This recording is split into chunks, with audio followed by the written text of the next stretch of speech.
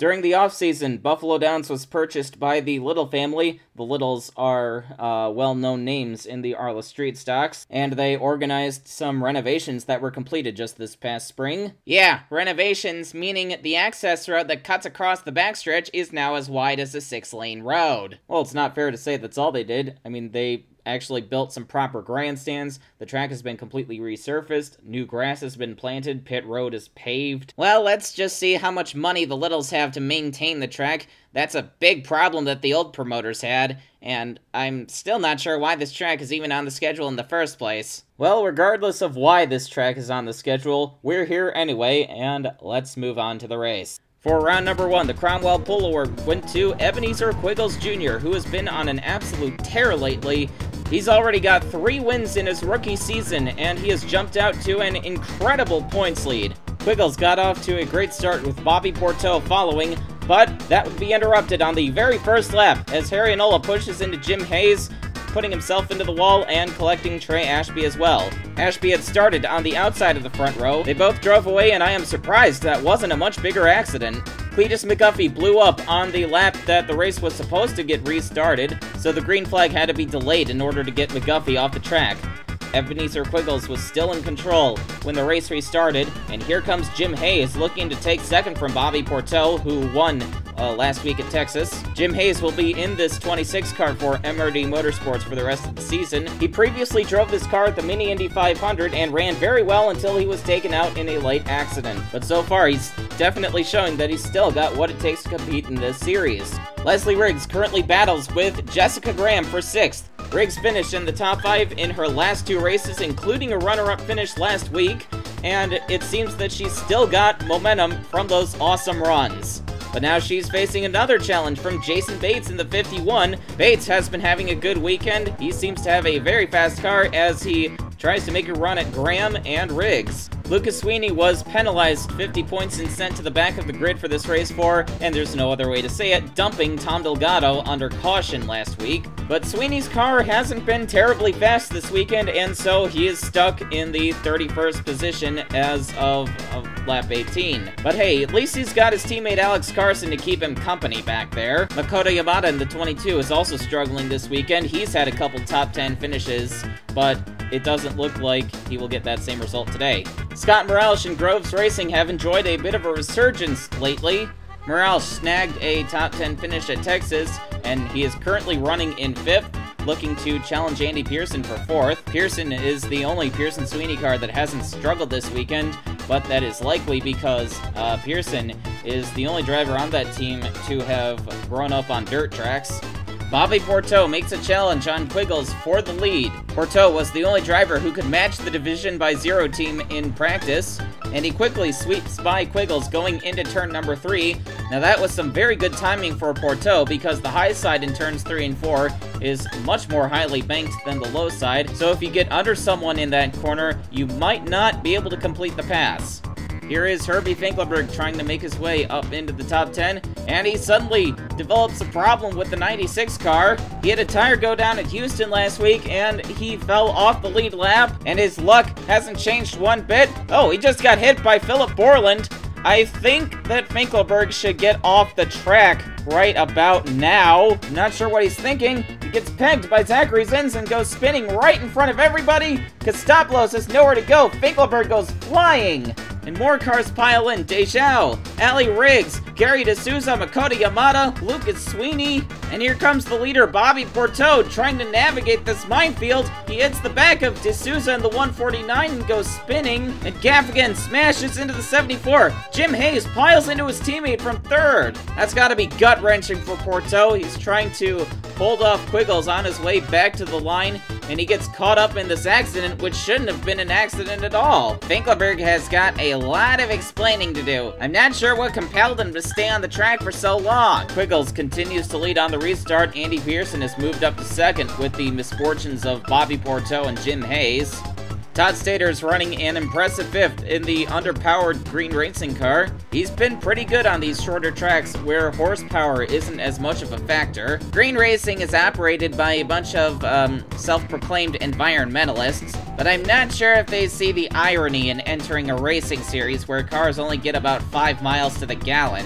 The third caution came out on lap 40 as Bob Steffens pushes up into Eric Jackson, putting Jackson into the wall, and Jackson bounces into James West, and he goes spinning down the front stretch. But nobody else hit Jackson, and he kept going. Quiggles continues to lead on the restart, but here comes Pearson trying to make a run at him. Pearson's got a nose on Quiggles coming down the backstretch, but I'm not sure if he'll be able to make the run into 3 with the progressive banking. And Quiggles does beat him into the corner, so he will be able to keep the lead. Rachel Rainsford has made her way up to 5th as we approach lap 50. Rainsford has really been struggling to find some speed ever since she joined Gravity Racing, but in her last 2 races, she finished in the top 10, and she is on track for another great finish, but she's got to fend off Scott Morales, who just dropped back a few spots after getting out of shape. Jessica Graham has not crashed or blown up yet, and to make things even better for that team, she's running in 8th. So Graham is certainly demonstrating what she and her car can do if they can stay on the track. Jeff Little is making his first start of the year for his family-owned team, the Little Guys, and his family, as we mentioned earlier, also owns Buffalo Downs. Little has gotten a few wins here and there in the street stocks, and he's not doing too bad today, currently running in the 17th position in a huge gaggle of cars. So he's definitely got the opportunity to pick up a few more spots, as here he comes with a 3-wide maneuver around the outside of Laura Cyrus and BJ Pushanda, and he's still got enough momentum to try to make a run at Namimura, and he gets into the side of the 39 a bit.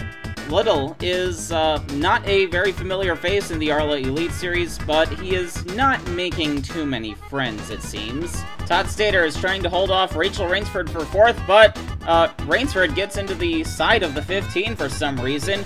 I'm not sure what's going on between those two. I didn't see any contact between them earlier in the race, but Rainsford moves up into 4th, and Scott Morales is looking to challenge Todd Stater for 5th shortly. The battle for 2nd ensues between Leslie Riggs and Andy Pearson as Pearson gets caught up in lap traffic. And interestingly enough, one of those lap cars is Riggs' teammate Harry Essanola. And here comes Riggs with a run coming into turn 1, and she will complete the pass at the exit of the corner. But at this point, Ebenezer Quiggles was long gone, and Quiggles comes off the final corner and down the front stretch to take his 4th victory of the season. We have not seen such dominance in quite some time. In fact, the last time a driver won more than 3 races in a season was all the way back in 2004, when Chris Johans won 6 races en route to his first championship. Leslie Riggs continues her hot streak with her 2nd consecutive runner-up finish. Andy Pearson comes home 3rd in very familiar territory for him. Rachel Rainsford and Todd Stater grab a couple of top 5 finishes, some very awesome performances for the both of them considering how 2012 has gone for them so far. Jason Bates grabs another top 10 for Carl's. Scott Morales improves upon his 10th place finish last week. Groves Racing has really needed runs like these. Jessica Graham gets her first top 10 finish of the season. That's what happens when you don't crash. And I'm sure those 78 points seem like a huge amount for Aztec Autosport considering what they've been through. Bob Steffens has a good run in the 211 Big Bunny car. He brings home 9th, and Yevgeny Kuznetsov rounds out the top 10. And now, moving on to the 2nd round, where Leigh Gruel has taken the Cromwell Pole Award, with Isaac Leitner on his outside. Lane Cranston is continuing to have success in qualifying. He started in 3rd. Taylor Brillin, who started 5th, has a bit of a moment in the opening laps as she gets into the 114 of Cranston twice and then bounces into her teammate Brenda Riggs. Brenda Riggs got a pretty good start to her home race, but I'm not sure that this is what she needed in the opening laps. You also saw Isaac Leitner get out of shape and move up to the high side, dropping back a few spots. I wonder if he was trying to get away from Brillin. Leigh Gruel almost crashes into the back of AJ Young trying to lap him. I don't blame Gruel for that. It was like Young was standing still. And now it's Lane Cranston's turn to be annoyed by the O2 as traffic comes bearing down on the 114. There he goes by the O2, but now Libby Bell pounces on the 114. Young's teammate Derek Dudding was not much better, but to the credit of the Team Bird drivers, they haven't hit anything yet. The first caution comes out on lap 10 as Ryan Reffett and Kevin Monroe battle for position. Reffett pushes up into Monroe and takes both cars into the wall. Reffett goes spinning, and both cars will continue. Gruel continues to lead with Libby Bell and Isaac Leitner breathing down his neck, and Bell in the 24 is going to make a run at Gruel coming down the backstretch. Belle was given the nickname Wonder Woman by Power Steering Incorporated after she won 2 races in a row, and she is proving herself worthy of that nickname with a brilliant pass around Gruel coming into turn 3. Barney Ward comes to a stop on the track. Apparently something is wrong with his car, and that brings out the second caution. At the same time, Isaac Leitner is trying to make a move on Leigh Gruel for second, and Isaac Leitner loses control of the 7 car and spins off into the grass. Leitner keeps going, but he loses a lot of positions over a rather silly error. After the restart, Rip Tyler gets into the back of Calvin Arailer in the 672, sending Arailer spinning through the grass and back up right in front of traffic, but Arailer saves the car, and he merges back into traffic without a problem. A great save by Arailer will not necessitate a caution, but I have no idea what Tyler was doing. Caution 3 came out on lap 29 as we got 4 wide coming off of turn 4. Isaac Leitner gets into Ryan Breffett, turns him into the inside wall, and they come back up in front of traffic. They take Barton Sandy with them off the road, and they all go into the tires. Today just goes from bad to worse for Reffett and Leitner, and Sandy was just an innocent victim. Ryan Reffett is the only car to drive away from this, but don't let that fool you. He will drop out of the race just like the 7 and the 999. And then, under caution, Libby Bell's engine grenades on her while she's leading. It would have been nice to see her luck turn around today, but that's just not going to happen. Leigh Gruel inherits the lead for the restart, but he's got Bixby Foote, Libby Bell's teammate, breathing down his neck. Foote's gonna try to make a run at the 46 coming off of turn 2, trying to avenge his fallen teammate. Bill Tissam in the 07 looks on from the 3rd spot. Behind them, Lane Cranston and Rip Tyler battle for 4th, and Foote sweeps around Gruel to take the lead, but now Foote faces a challenge from Bill Tissam. Foote has the momentum off the corner, but Tissam is still right there. He doesn't quite have the 07 cleared yet, and Tissam will have the preferred line through turns 1 and 2. Tissam noses ahead of Foote coming off of turn 2, but Foote is still fighting, and he's got the line in 3. It is 3 wide for the lead as Leigh Gruel has a run on his own, but Foote will clear the both of them off the corner and keep the lead. Paul Lyons is currently running in 15th, and considering that he's driving a Team Bird car, that's pretty good. He's been well inside the top 20 a few times this season. Lyons appears to be much more motivated this year than in the past. He scored a top 10 in the torrential downpour at Mosport, but if his performances keep up, then I think he can grab a top 10 without the help of rain. We're looking at Jason Teller in the number 47 for Zenith Development as he drives right off the track and into the tire wall. That's the first time we've seen someone hit that wall off of 2 today. After the restart, Leigh Gruel comes after Bixby Foote for the lead, but teammate Rip Tyler is lurking back in 3rd. We're going to see if Gruel has anything for Foote in 3. Foote does have the preferred line, remember that? And it looks like that Foote is definitely going to have the momentum off the corner, and he keeps the lead. Lane Cranston is still running in 5th, and I think most of you remember what a terrible start to the season he had. But MT Motorsports has been slowly working at finishing races and improving their position each week. I'm surprised that he still hasn't found any major sponsorship, though. The 5th caution came out on lap 45. Oh, Barney Ward, what is he going to do now? He gets into the back of Patrick Henderson and up into the wall in front of traffic. He gets hit by a few cars. Mac Ryland, Tyson Lautenschlager, the Team Bird teammates, AJ Young and Derek Dudding. Kevin Monroe is also involved. We've been wondering how Young and Dudding have gotten their competitors' licenses, and then Barney Ward comes along to surprise us. That was a pretty big hit for the 86X of Mac Ryland. Greg Woodard got involved as well, but he had some very minor damage and kept going. And Barney Ward was immediately ordered to meet with race control. He's been causing too many stupid accidents like this in recent weeks. I'm surprised that they haven't asked to meet with him sooner. In the meantime, Bixby Foote and Rip Tyler battle for the lead, and Tyler clears his teammate coming into turn 3. Leigh Gruel tries to take advantage and get into the fight himself. But after the very next corner, here comes Foote under the 16 once again. Foote clearly doesn't think that he's had the spotlight for long enough. Here he comes with a big run in 3, and he will clear his teammate to take the lead back. But here comes Tyler once again. I think he was about to run over the 14. Yeah, he got awfully close there, and look at the run he got off the corner. But Foote will have the preferred line through 1 and 2. This is by far the most interesting battle we've had all day. The Power Steering Incorporated drivers going at it, and ultimately Foot will clear Tyler coming down the backstretch, with Leigh Gruel looking to move into second, and Bill Tissem looks on from fourth. The next caution came out on lap 54. We've doubled the number of cautions that were in race 1, and Holden Roberts drives right off the road in turn 2, and he plunges into the tire walls. Roberts has not been having a very good season so far, but that's just embarrassing. Bill Tissem has blown up, and he will drop out of the race after running in the top 5 all day. Tough break for Tissem and Team Thunder, which did have some reliability problems earlier in the season, but I thought they were over them. I should point out that William Jones, who is driving the 85 Team Empire car this week, is still on the lead lap, and that's more than we can say for most of Empire's drivers this year. We've pointed this out a number of times earlier in the year, but for those not familiar with Team Empire, they have a new driver every week, but they are not racing drivers. Instead, they are Empire Rent-A-Car customers who have been selected as winners in Empire's Drive the Dream contest, and so a different contest winner will be driving the car every week. After the restart, Bigsby Foot continues to lead. Britt Tyler is still trying to make a run at him, and here he comes down the backstretch. Leigh Gruel is third. Benji Flynn is the fourth car in line. He was running up inside the top 10 for most of the day, but he had to make a pit stop under caution, and he got put a lap down. Meanwhile, Bigsby Foot clears his teammate off of turn 4, and he keeps the lead.